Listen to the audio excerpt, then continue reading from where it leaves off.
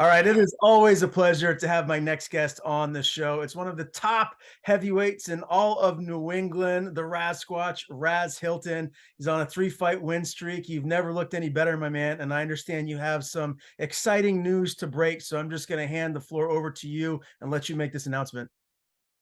Yeah, thanks for always being there, man. And that's why I'm glad I get to pull this off and have this convo with you because as of February 10th, I will be making my inaugural debut in the PFL, Professional Fighters League.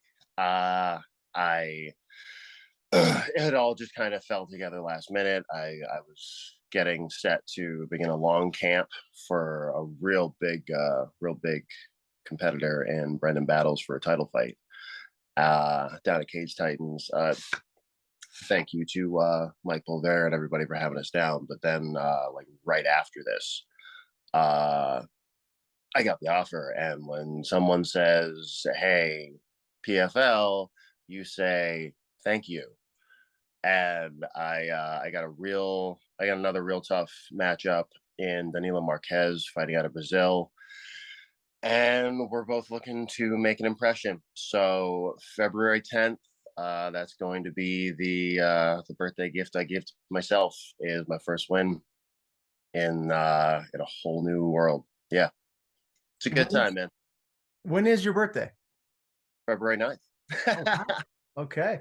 So Gee, happy birthday. Go earn your money. Yeah, yeah. very good. Well, congratulations and very Thank well you. deserved. As I've told you, off air before, man, you've looked as good as you've ever looked, as far as I'm concerned. Your last 3 fights, all finishes, all quick finishes over tough opponents, and it really just seems like you've taken that next step in leveling up. Is that accurate? Can you just kind of speak on your progression as a fighter? That's been a real focus for me. Hashtag level up. Yeah, absolutely. I I had things go really back and forth after I took my first loss, all the way back in when I was making that inaugural championship run for 225. That was how I found out the 225 is where I don't wear damage so well. So things kind of went back and forth. He put me out, Sorrow put me out, and between my personal life and not really being able to continue to excel in the way I needed to be relevant. I started switching things up.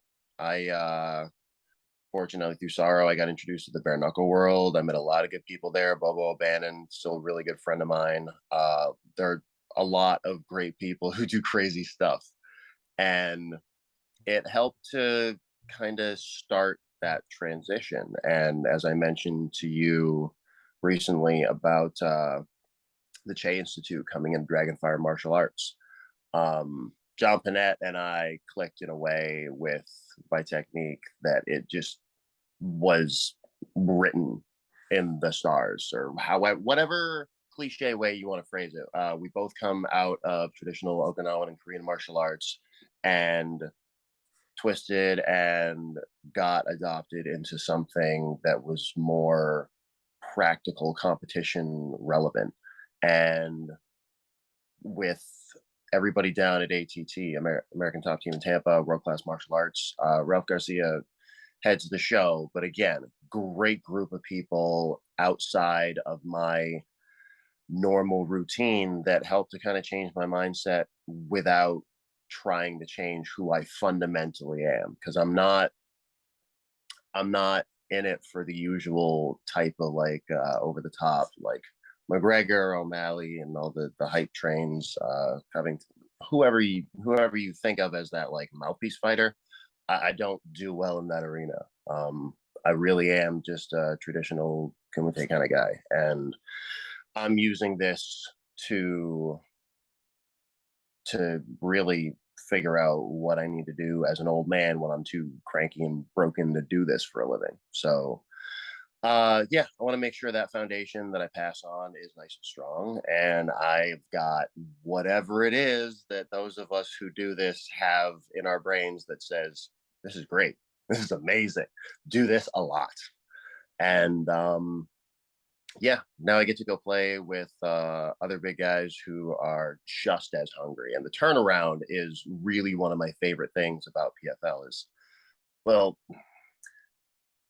double-edged sword.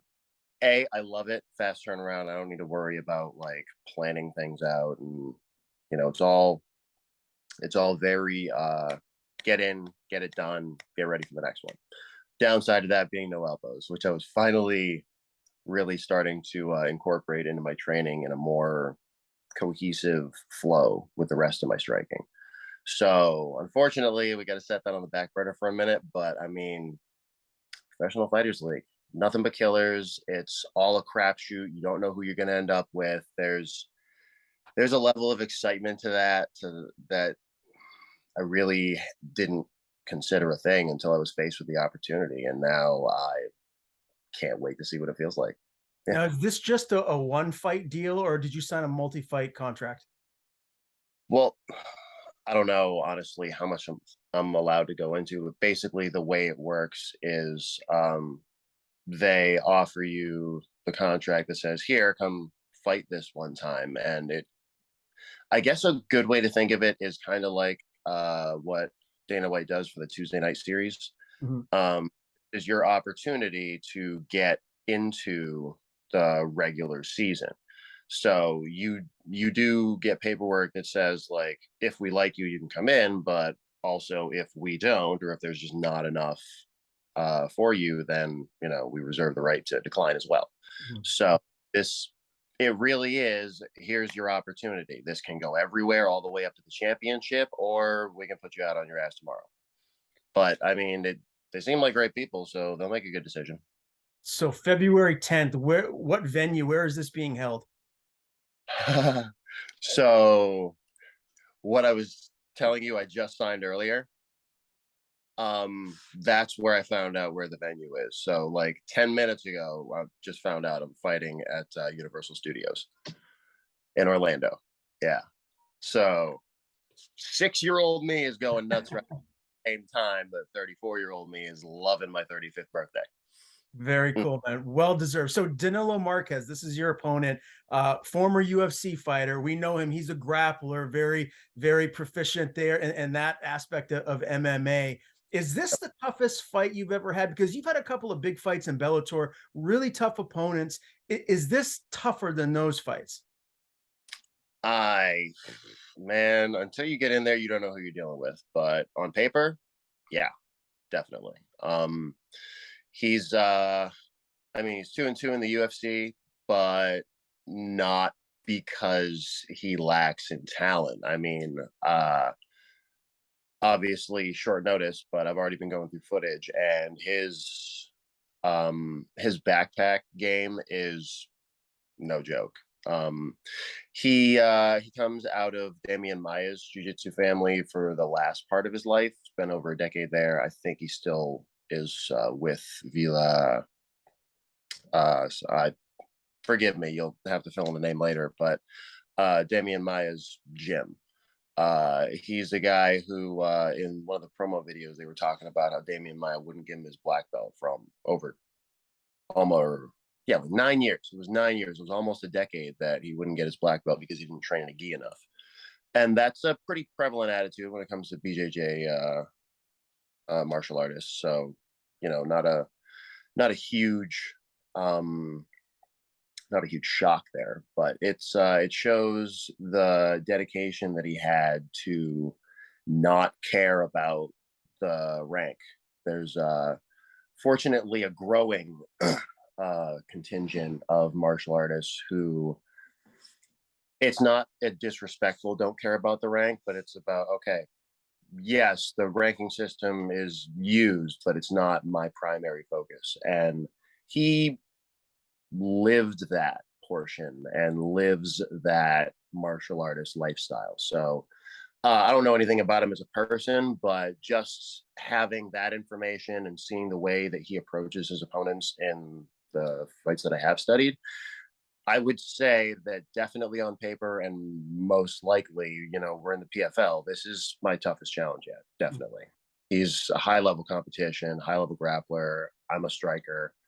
Classic matchup, but with just a few little tweaks on how we came to be where we are. But yeah, iconic matchup. Great fighter. I look forward to it. So I've heard some people here in the New England MMA scene talk about, if Raz can just piece some things together with his height, his length, just his body frame for heavyweight, he's just a nightmare stylistically. And what we've seen from you, your last few fights out, it looks like you're really doing that, Raz. Do you feel like with your evolution, training with John Panette, that you're going to be able to get him out of there with your striking? Do you feel like that's going to be your course to a win here? Absolutely. And like I said, Panette and I came from a similar background. The Che Institute is actually inside Dragonfire Martial Arts, which is the Shotokan dojo that I've been training out of ever since before I started as an amateur.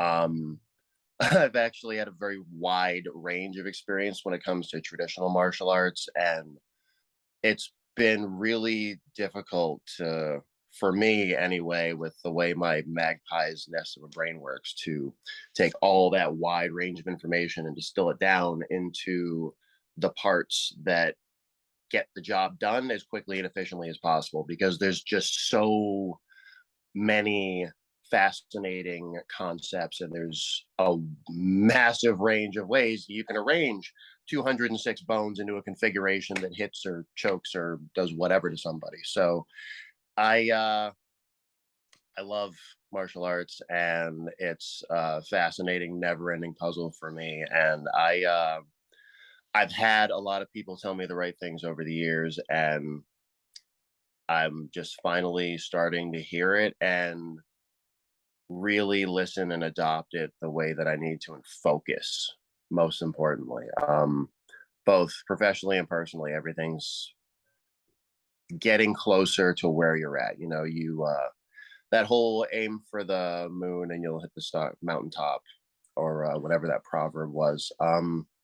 It's constantly a matter of pushing as hard as possible towards that goal of what that ideal set is, and missing a little bit and overshooting or undershooting, or just being a little bit off because we're funny little flesh bags that make dumb mistakes, or have funny thoughts that make dumb mistakes. And with the people I'm with right now, and with martial arts being the coolest chemistry set ever, I think I got the right batch of scientists and test subject to get what I need in all the parts of my life. This is not just my my competitive career that's getting where it needs to be. This is me getting where I need to be, and I hope that Danilo is doing the exact same thing, because it we do seem to have some parallels in that. Now maybe I'm just imagining things, but people have patterns, and ours seem to be lining up in just the right way. And that's why I think it's people with this mindset who are ending up in the PFL more often. This is where you're getting the explosive quick finishes and those crazy things like I, this is where it happens right here and now. This is what I like. I love what the PFL is doing with the bracket system, and I love what's happening with the competition I get to look at now. It takes me out of circulation up here. I mean, don't get me wrong, like I was excited to go fight Brendan, but I don't want to be fighting people who I can and would rather be training with. There's a great stable of guys who train down at Fall River Regiment right now, and I didn't like the idea of needing to mix it up with almost like the fight team. So Brendan and I just kind of looked at it like a business deal. Like, it, unfortunately, there's not much going on around here. So we kind of got to start looking at each other. But this takes me out of that pool and lets the guys who are doing good things continue to do good things. And now I get to go where I need to go. And Mike Pulver 100% would, just be on board with you taking this opportunity. He understands the fight game through and through. There's a couple of promotions where if you get an opportunity, UFC, PFL, Bellator, you let that fighter go take that shot. So I'm sure he is totally fine with this. They'll find Brendan Battles another matchup here for the title. Hassan Graham, who I know trains at Regiment, you've gotten some working with him. He's going to be on this PFL card as well. Are you going to be, sharpening your skill set with him? Is that someone that you're going to get some work in for this camp with? We've been chatting a little bit, and with the schedule, we're looking to get at least a couple of sessions before fight night. Not sure exactly what that's going to look like right now. Like I said, I'm still signing paperwork and figuring out what the hell I'm doing, but I expect that we'll get some work in, and at the very least, we'll be warming each other up for this one. Look, the Northeast is coming to bang, and the way the bracket's set up, it looks like America versus international competition. So, hey, let's go blue. Very cool. And will you be going to Florida early? I mean, you trained at ATT Tampa. With this fight being in Orlando, do you plan on getting down there early, getting most of your work in there? Not most, but the sprint to the finish will be with the Tampa team. I'll be flying out the 30th, so we're still figuring things out, working on the arrangements. But the plan is to leave either late Sunday night or that morning, the 30th, and arrive there so that I can start in with the afternoon session and coast on with 2 days all the way to fight night. But yeah, obviously, Coach Garcia and I are already in communication. Edgar, Edgar and I were talking a week or two ago, and now I get to come down and see everybody who I was just talking about missing. So, hey, Courtney, Jay, I'll be right there. I promise. Yeah, I mean, it's a little bit better to be down in Florida this time of year than being here in New England. Just saying. Look, I'm a I'm a down easter through and through. I was born here, and I will probably end up freezing here. But it is really nice to escape some winter time, especially when I mean I'm grateful for being born and all, but right now that's like ice season. Yeah. Like it used when I was a kid, February used to be almost like early spring or late winter. And now it's like the dead of the freeze zone is late January or right around my birthday. So yeah, I happy birthday to me. Thank you to PFL and everybody for having me down here. And thank you to Danilo for giving me a great place to fight. Let's go. Now, Raz, you mentioned earlier in the interview that you understood 225, you couldn't wear damage as well, so you've made those changes. What are you walking around at now? I walk around at whatever I weigh in at. Well, usually. Um, it's like sometimes I'll be 5 pounds light because I just won't eat that morning or whatever. But for the most part, I'm walking around in the high 250s or around 260. I wasn't kidding when I was talking about the cruiserweight belt and wanting to have more natural athletes and kind of eliminate weight cutting. I mean, thank you to wrestlers and all wrestling for what your technique does, but bringing weight cutting in kind of shortens the shelf life of a lot of us who could have long, healthy careers. And, kind of like with the removing elbows from the competition rule set for this bracket system, it whatever the disadvantages are, the advantages are fewer cuts and the advantages are quicker turnaround. So yeah, I mean, you're still throwing your knee at somebody's head. So there's concussive damage that occurs in combat sports. It's grueling and violent and vicious. And the more that you take out of yourself, the less you have to defend yourself with and intelligently attack when that moment comes down, which, like it or not, when you dehydrate yourself, you do not come back at 100%. And even just dieting down to cruiserweight was enough to show me that I didn't have enough fat stores or water content or whatever it was that was off at the time. And I know that there are a lot of body types that bounce back and wear that well, but that's why I'll never fight at 205. And that's why, even though I think that 225 is the most important weight division to really introduce and mainstream to get this point across. That right there, the big disparity between light heavyweight and heavyweight, if we could break that up, I mean, there are so many promotions that already have. I mean, it needs to be a higher profile. There are so many 205ers who I know would be absolute monsters at cruiserweight, who are killing themselves, their renal system, and their brains to make 205 so that they can be relevant with however many others who have had to do this to make a living. It start with that and then continue the evolution to the 10-pound breaks that they're looking to move forward with in the future. I mean, look, bottom line is the shelf life of a combat sports athlete is exceedingly short, very, very low.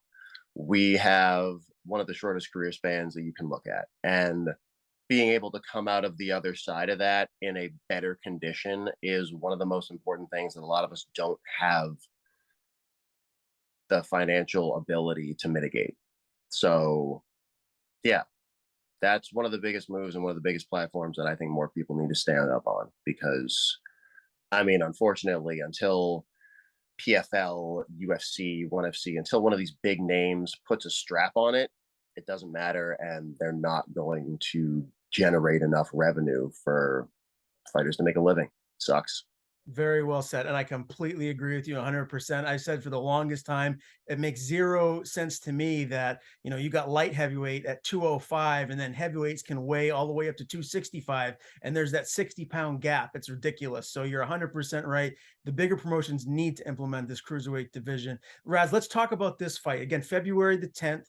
PFL debut versus Danilo Marques. We discussed it a little bit earlier, but just dive into this for me stylistically. Break this down. How do you see this fight playing out? Either I shut him down at the takedown line or he uses that really elevated single leg to run in and backpack me. And then it becomes his wheelhouse versus my defense. And I'm not terribly concerned. I've seen that plan go both ways for him. So I mean, sure, he's dangerous, but I've increased my defense in jiu-jitsu with some of the best guys that I've ever seen personally. And it's, there's no place that this fight can go that I can't get out of or dominate in. It's all become very, very simple for me. So once I get in his face with the jab and start pumping away, we're going to find out whether or not he's got the answer or the angle to get past it. And after that, things progress very, very quickly. Either I shut him down and drop him just like I've been doing, or he gets it and he makes it take a little bit longer. I don't have the quit to tap out. So either he's going to put me out or I'm going to put him out. That's all there is to it. It's always a very simple equation for me ever since we've been putting things together. And that's how it's going to be all the way to the finish. In the past, Raz, when we have saw you, lose fights, it has been against wrestlers that get you down, that control you from the top. Has that been something that you've really focused on improving? I mean, obviously, I would assume so, but just can you speak on that a little bit about how much better you are at that aspect of your game? Yeah. The other guy up here who I'll be putting in some time with before I head out is Terrence Jean-Jacques, who y'all watched me get strangled by in round 2 or 3. I can't remember. But yeah, he was an Iowa State wrestler, and he's been using that wrestling pedigree to not just further his own career, but also help me to close up the holes in my game that he found and capitalized on. There are some drills that Coach Garcia and Coach Delgado, excuse me. And there's been a major emphasis on fine tuning what I picked up from John Rayo and the guys back at First Class MMA. That was where I started. And John really kind of simplified and broke down the few basic steps that all wrestlers go through in order to implement their game, and really hammering down on the foundations of a system that I didn't have before I started MMA. I didn't do it in high school. I didn't go to college. I didn't have a circuit that I trained on. I didn't have any wrestling at all. And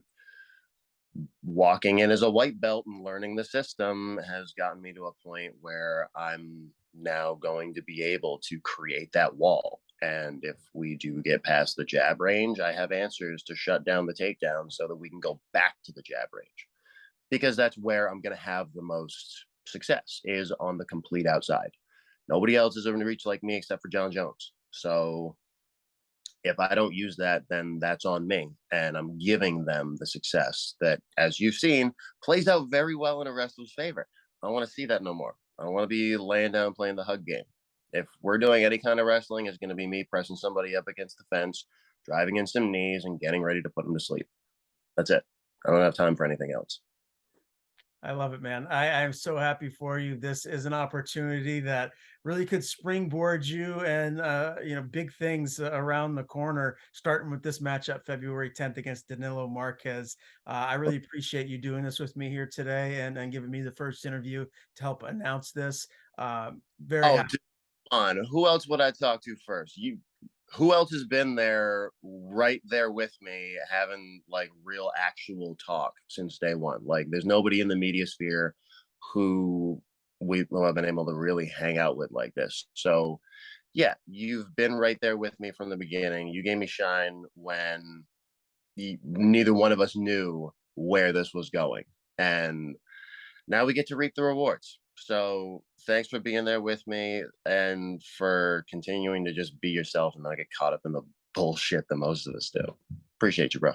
Yeah, I appreciate you. Well, I've made a couple of really good friends in this game since I first started. You're one of them. Again, Ras Hylton makes his PFL debut February the 10th against Danilo Marques. Raz, as always, before we do sign off, I want to give you the floor. Thank anyone you'd like, any sponsors you have, and please tell people where they can follow you on social media. Well, still early. I unfortunately have been very remiss in maintaining sponsorships. So I'd like to do a couple personal shout outs real quick. First of all, to my family, I love you. Thank you for staying there with me and watching me go up and down, and continuing to shout and cheer for me anyway. And that includes, most importantly, my focal point for this fight is going to be Mr. Nick Gulliver. Gully, thank you for bringing me in to Maine's cage fighting community, the mixed martial arts community. That was the start. Some big bearded bastard wrist locking me at a local karate tournament led to a great friendship, and then a jiu-jitsu tournament, the main skirmish, which got me into first class and started this whole crazy journey. Although I just realized I am totally remiss because I do have one sponsor at all times, and that's SK Construction and Remodeling. Cody Kilton and Dylan Pulsiver brought me in as an apprentice, and now I'm helping to build houses in my day job and break people on my night shift. So yeah, there'll be more to come. I realize I've been quiet on social media, and that's been partially by design and partially by just life being crazy. So yeah, here we go. We're gonna kick off everything, and I'm gonna run full bore all the way to the finish line because, well, now's my time. Let's go play.